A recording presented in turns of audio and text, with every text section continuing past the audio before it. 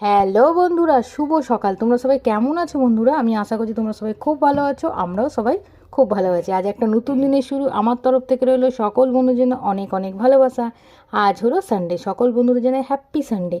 Sunday মানে হলো বেশিরভাগ মানুষের কাজে কর্মের ছুটি, স্কুল কলেজ ছুটি। আর সানডে মানে হলো ফ্যামিলি টাইম। তো আজকে যে যার নিজের নিজের ফ্যামিলিকে সময় দাও, একসঙ্গে খাওয়া দাওয়া করো, গল্প করো, টিভি দেখো, বাইরে ঘুরতে যাও। আজ হলো রাধা অষ্টমী। আমার তরফ থেকে রইলো সকল বন্ধুদের জন্য রাধা অষ্টমীর অনেক অনেক শুভেচ্ছা।